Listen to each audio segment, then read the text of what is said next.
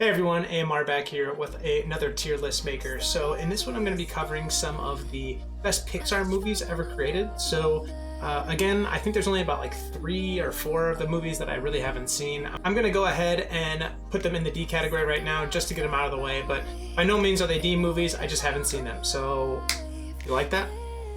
Okay, so I think the rest of them I have seen. So in this one, I'm going to be trying to only limit the S tier up to maybe like 1 or 2 of the movies, and then I think that A is going to be fairly full. A lot of the movies that I'm seeing down here are pretty good, and then a lot of the movies are going to fall in the B category. But without further ado, let's go ahead and jump into this. As always, if you like the content, feel free to like, comment, and subscribe.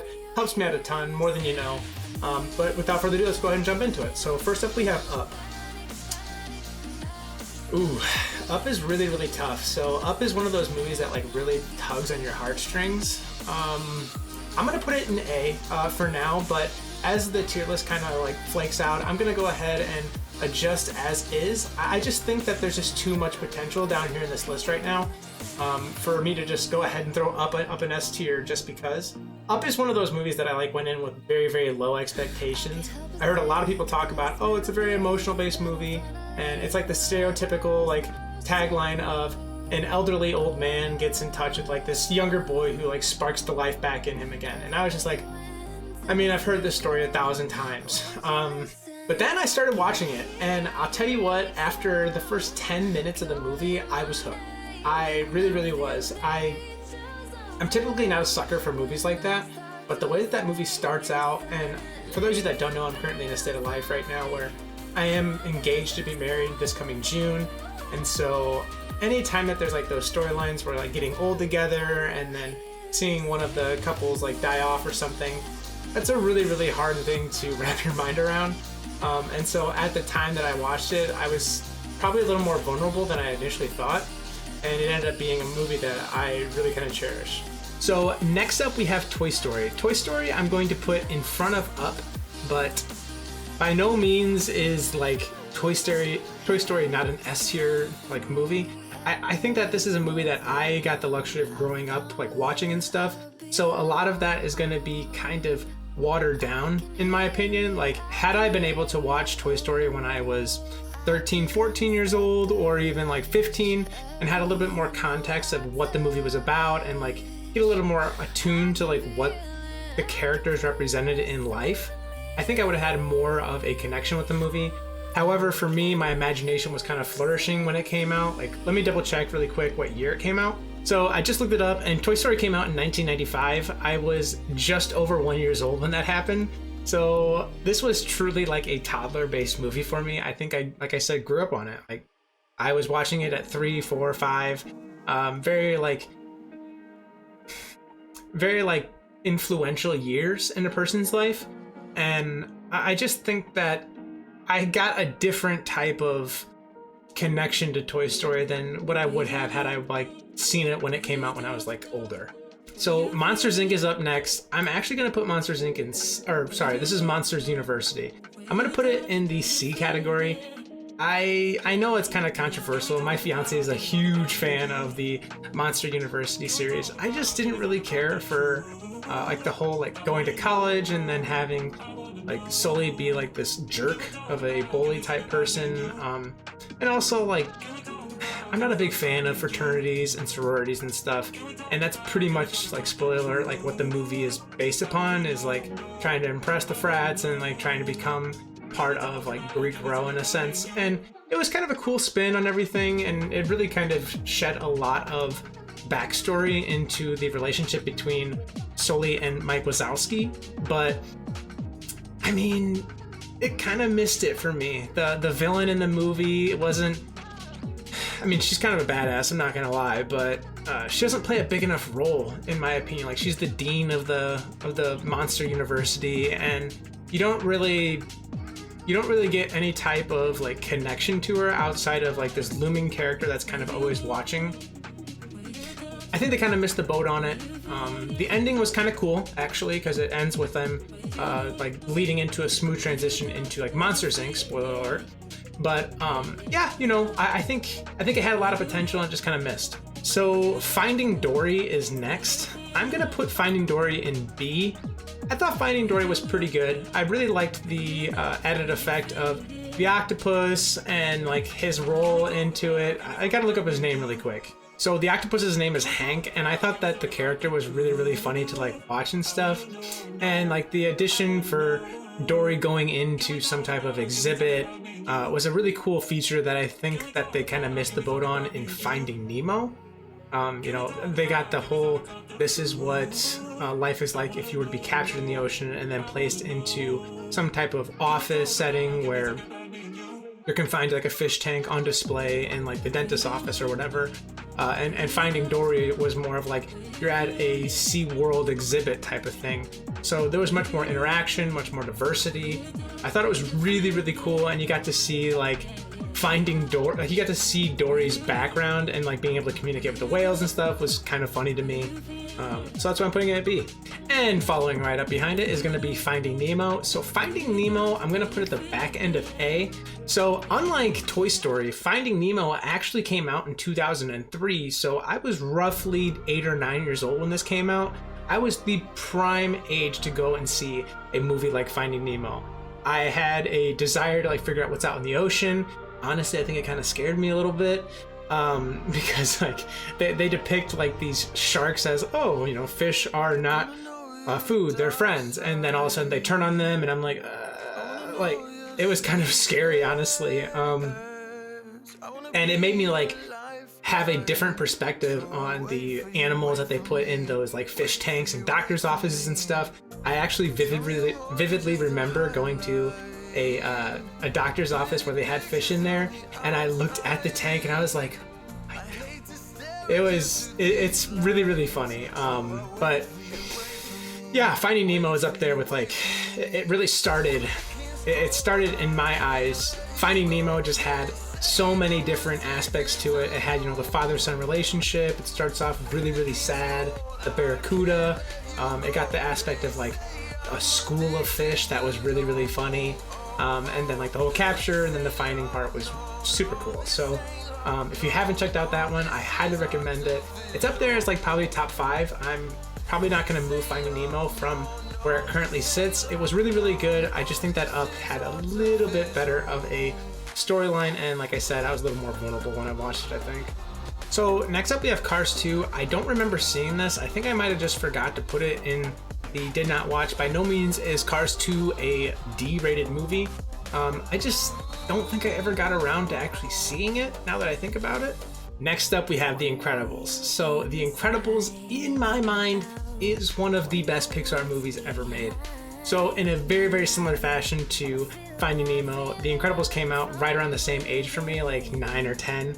And oh my gosh, it caught me so off guard. I actually was writing down in a notebook. I had like 50 pages of like notebook, spiral notebook type sheets of just writing my own Incredible-esque type story where I created a family of superheroes, they had a villain.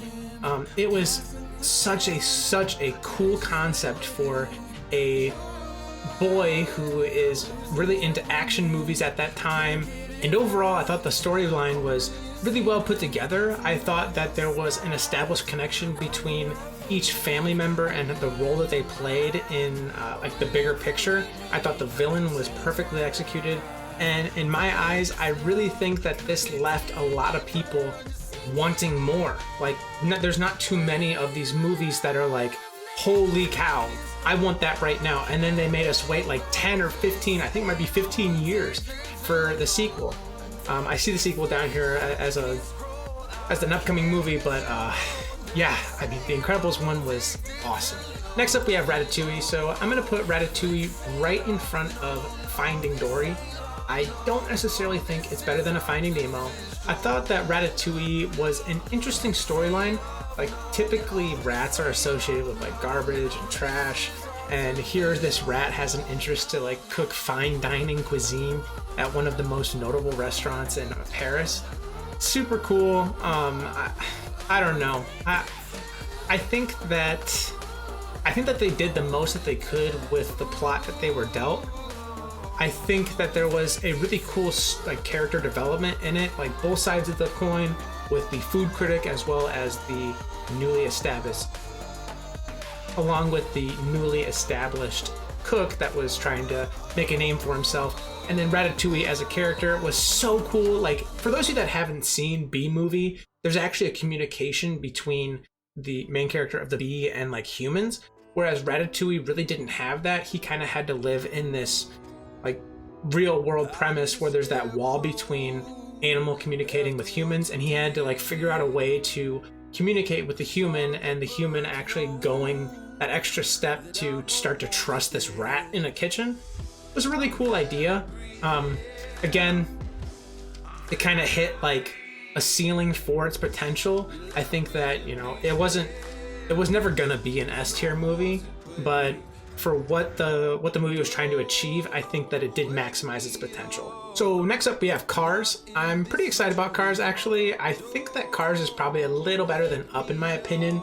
So Cars came out when I was in 6th grade, so I just started getting into like race cars and like figuring out what kind of car that I might want in the future. I was really into Mustangs at that time, and having a movie all about cars having real life personalities just kind of like drove that point home a little bit more. It's kind of weird to like see how my life progressed. Like, as I was at different points in my life, the movies were kind of catering to my development. I am Pixar. But so like I thought Cars, the premise behind it, having this cocky sports car who's just like, I don't care about my sponsors, all that kind of stuff. He gets abandoned in this deserted town, and he has to figure out how to be a quote unquote person, and he has like an epiphany because he talks to the judge of the town. I'm not trying to release too many spoilers here, so that's why I'm trying to like sugarcoat certain things. But he has like an epiphany, and that teaches him to have a better understanding that there's more to things in life than like the Piston Cup. So he was like an up and coming race car driver or thing, I don't know what you want to call it. But he was like the up and coming new hotness, where he was trying to overthrow a veteran, and then this like constantly finishing second place, that guy. Really, really funny. And he just had this certain arrogance about him that was really cool to see a character development in just a single movie. Again, this is one of those movies that like made you want more. And I really thought that they did a very good job on like the Route 66 and exploring that side of the country where there's like, it's not like a desert, but it's got like these really cool rocks and stuff. I'm from the Midwest. We don't have that here. And having a movie where it kind of like shed a new light on those types of landmarks was really well done, and I think that it made us want more. So Cars 3, I think I'm going to put it right in front of Cars 1. Not too many times do you have a sequel movie, and let alone a sequel of a sequel, outweigh its original, but I think Cars 3 kind of hit the mark. Like, that movie is really well done. In my opinion, it could be an S tier and even above Toy Story. I just don't want to like disrespect Toy Story here, because Toy Story is kind of like it's in its own league. It's not quite an S tier movie, like I said, because I have a different connection to the movie, but I know a lot of people do have it in S. Cars 3 was really well done. I thought that it was a perfect way to round out the chapter in the Cars franchise, and it really kind of was a passing of the torch. And yeah, there's always that feeling whenever you watch a Cars movie where you're gonna learn a life lesson. And you can say the same thing about a lot of these Pixar movies, but Cars in particular, like, it just sheds a new light on different characteristics that get hyperbolized, and then they get turned into like the good in life and figuring out that there's more to life. And it makes you kind of cherish things a little bit more. So that's why I'm going to put it above its original. That's probably going to be the only one that this does, but it was a really well done movie. Whew. Man, I'm really realizing that there's a lot of good Pixar movies out here, man. Bug's Life is good. Bug's Life is better than Ratatouille. That's how I'm going to start doing this now that we're kind of getting into the more developed tier list here. I think that Bug's Life is better than Ratatouille. I just don't think it's better than Finding Nemo, in my opinion. I don't. It has such a cool story plot. And it's not quite a B movie because I just remember watching that as a child. So A Bug's Life came out in 1998, so I was roughly 4 or 5 years old during that time. And that is like prime time boy playing in the mud and dirt type thing. And having those ants, caterpillars, you know, grasshoppers, all that stuff, like you're constantly playing with them. And then I see a movie where they're interacting with one another, and then you find out at such a young age that a grasshopper is actually like a predator to an ant and bossing them around. It made you kind of have an appreciation for like the small guys, the ants, how like they play such an important role in how like the environment works and stuff. And then like it kind of made me hate grasshoppers for a little bit, especially the flying ones. If you haven't seen a flying grasshopper, you don't live in the Midwest. I just thought that the movie taught you so much. And I remember way back when, this might have been the first movie, and this is gonna date me pretty bad. They used to have these two old guys that would go to the park and they would play chess with one another, and I haven't seen it. I just came to the realization that I haven't seen that in such a long time. But I think A Bug's Life actually has that as an opening or an ending. It's just this old guy playing chess. It's really funny. If you haven't, I'll go ahead and leave a link to it right here. Give it a good look. It's worth a good laugh, and I wish they'd bring it back at least for one of the movies. So next up we have Incredibles 2. I'm going to go ahead and do a hot take. I'm going to put it at the very end of C. Now, before I get like absolutely just poo-pooed on here, Incredibles 2 was a good movie. I think that it had such a big shadow, huge shoes to fill. Like I said, it's the sequel to S tier type quality. And for me personally, again, this is going to be a tier list that I am creating based off of my own life experiences and my connections with these movies. You could have a totally different view, totally understand. However, when I was growing up on Incredibles, I told you I had the Notebook. I was so excited. Now I'm 20 some odd years old, and I'm like, oh, they're coming out with the second one. And then I went to the theaters like the little kid that I was when the first one came out. And I started to watch it, and I'm like, this movie sucks, man. I was expecting so much more. They could have done so much more with that movie. I am so disappointed.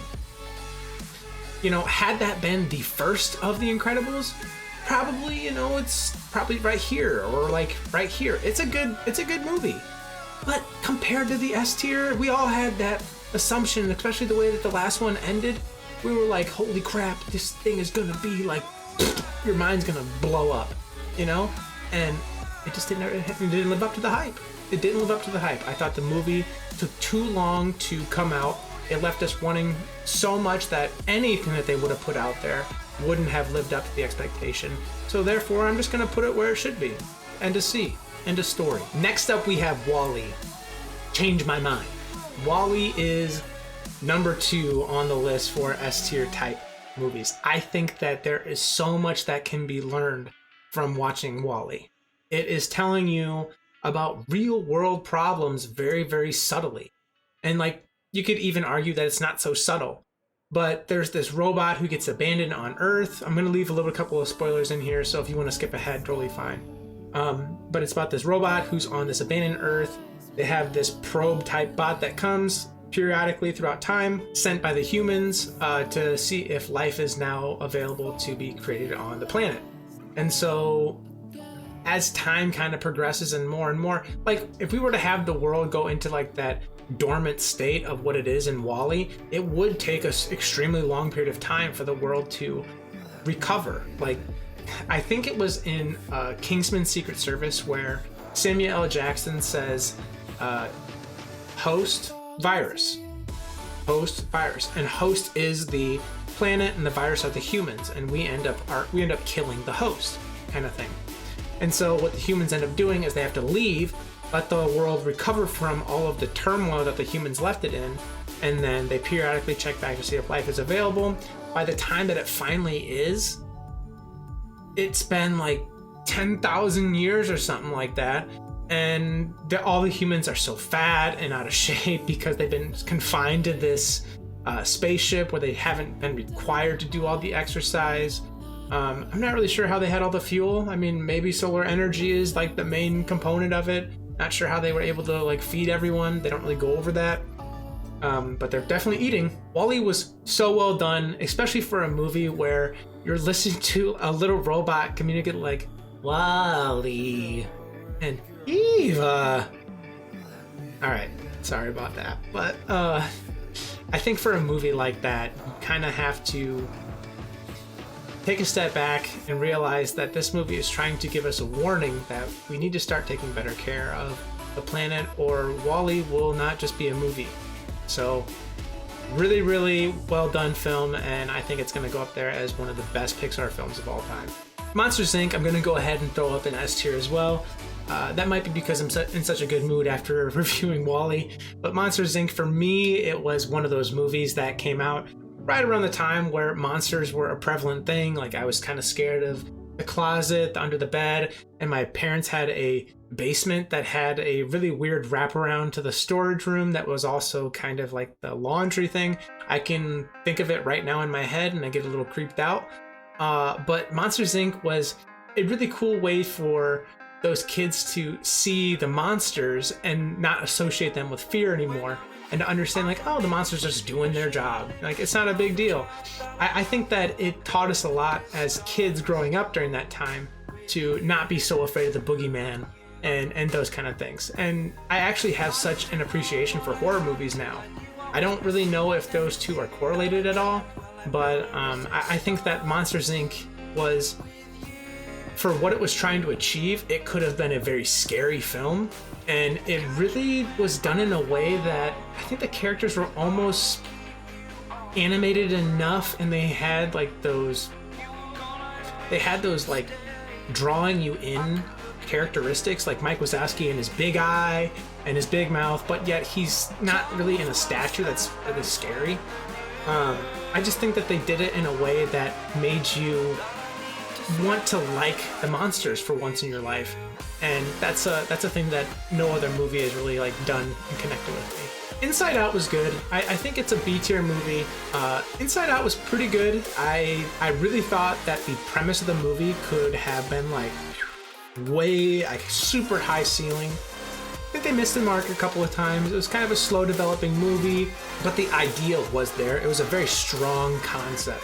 It had like a build of emotion similar to like how a person would feel on the inside. I also liked how they had different character development in the real world, like the girls getting older, starting to go through puberty, those kind of things, and like your emotions could change throughout time. And it was kind of cool to see like things in her life would trigger these emotions that would happen, and then you start to think like, is that happening in me? Is there an evil me with a guy whose head turns on fire? And is there a Phyllis from The Office whose sadness? I liked it. However, I think that it kind of freaked me out a little bit. And I thought, I'm gonna be honest, I thought the whole dream thing was a little weird. And if they would have probably knocked that out, I think the movie could have been a little more directionalized in a way that would have better perceived the emotions inside. Coco's really good. Coco is good. I'm gonna put Coco right behind.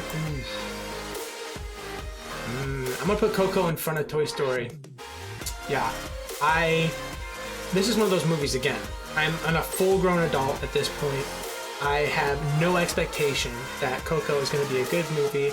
It is a movie about the Hispanic culture, I think primarily Mexican culture, Dia de los Muertos, and it's the Day of the Dead, where I thought that was a super cool scene. I had never seen anything like that. It really plays into the whole like deep-rooted heritage of how they truly are celebrating that holiday for them. I thought that the cutover between the undead and the real world, very well done. The like having the dad and the famous singer having some type of a connection to the boy, very cool. And I mean, I'm just getting goosebumps right now thinking about it. I thought the movie had a very strong plot line, and the songs in it were very, very well put together as well. So Coco is gonna go at the very, very top of A list for me. It's borderline S, but I just don't think I can put it in front of a Monsters Inc. Next up, we have Toy Story 2. I'm gonna put Toy Story 2 at the back end of B. Again, this is probably one of those movies where you see Toy Story 1, it wants you wanting so much, and then Toy Story 2 just really doesn't live up to the hype of it. It's a good movie. Again, had that been the first one, probably kind of sitting like somewhere in here-ish.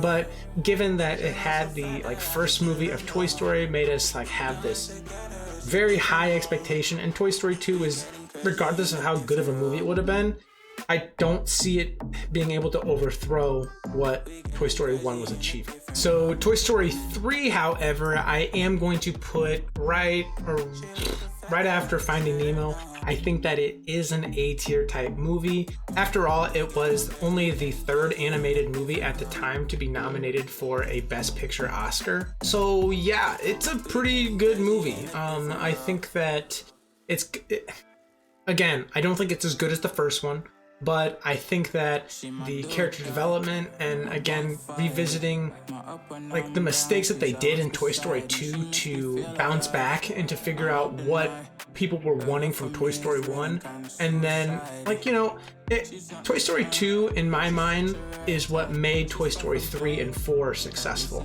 If we don't have the bombing out of Toy Story 2, then I really don't think Toy Story 3 and 4, I really don't see them living up to the hype of what they were to today. Next up, we have Onward. Onward's good, and this is tough. I'm gonna put Onward right behind Finding Nemo. For the life of me, I wouldn't have guessed that this is how this tier list would have went, but Onward was really good. It's one of those movies, again, I'm a full-on adult. I don't have high expectations for Pixar movies. As you can see, there are so many good Pixar movies that for me to go in with, is this the next Incredibles? Is this the next WALL-E? Those are high pedestals to be living on. And Onward was one of those movies where it's non-human. So they're kind of I don't know if they're what are they? Are they gargoyles? So I just looked it up, and apparently they're elves. Makes sense, but I don't really associate elves with purplish skin. It was really cool to see a brother development in this, where you have the older brother who's kind of not mature for his age, and then you have a younger brother of the other brother, and the older brother kind of has a different look on life, whereas the younger brother is more mature for his age. Kind of they have the differing personalities based on the body types.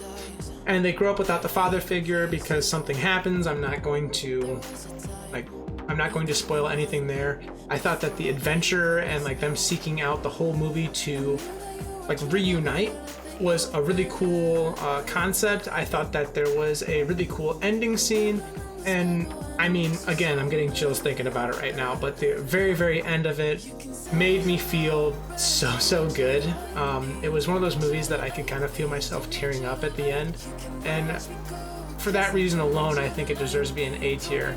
But if you haven't yet, don't prolong it anymore. Go give Onward a watch and let me know in the comments what you think. I think it's a really well done movie. So Toy Story 4 is going to go in front of Toy Story, in my opinion.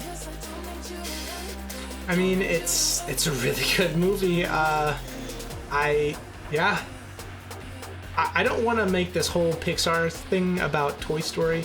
I think that Toy Story was one of the best, if not the best franchise to ever hit Pixar.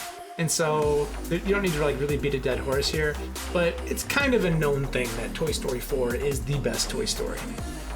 It's, again, one of those situations where you don't ever perceive a sequel outweighing a original, and the Cars example from earlier, Toy Story does that here. I think that Toy Story 4, in my personal opinion, actually made me want to get back into watching Toy Stories again now that I was a full adult watching Toy Story 4 for the first time. It was a really cool movie to wrap, again, it was everything coming to a close, and it just ended the film in a way that made me happy as an adult who watched it as a kid. I got that closure that I needed. And I have a nephew right now who is right around 3 or 4 years old, and he's really obsessed with the Forky character. So it's kind of cool to see Like I'm at my state of my life right now, and he's at his state, and the closure in my life is the gripping part in his. That's kind of like a full circle thing. And again, this is a personal thing that I've lived through. It was a really awesome way to round out the franchise for me. Last up, we have Soul. Ooh. I'm actually gonna put Soul right behind WALL-E. I thought the movie Soul, this one threw me for a loop, man. I did not think I was going to like Soul. Everyone was raving about it when it hit Disney Plus and was talking about how Soul is supposed to be this like new hotness that Pixar really kind of hit the mark with this one. And I'm gonna be honest, man, Soul is a fantastic movie. You wanna talk about what's out there after life? This movie really tries to address those type of things. And after watching Soul, it actually made me rethink what I wanted to do with my life. This movie alone, a Pixar movie, made me think about where I was currently in life and about whether or not I was satisfied doing what I'm currently doing or if I wanted to be more in life. And God, Pixar is so good at making us realize that you don't have to be stuck in a situation. You can go out and get what you want. You can just take a risk sometimes and get rewarded. And man, it's just one of those movies that you could watch it 1,000 times and you'd feel just as motivated after the 1,000th time as the first time watching it. But that's gonna do it for this tier list. So my S tier movies are gonna be Incredibles, WALL-E, Soul, and Monsters Inc. I, for the life of me, would have never guessed that the tier list turned out this way. It does make me really want to watch Luca. I've heard good things, and Brave I've heard is kind of slow. Feel free to let me know in the comments where you might have been differing. But that's going to do it for this. So as always, if you like today's content, feel free to like, comment, and subscribe. And I'll have a link to this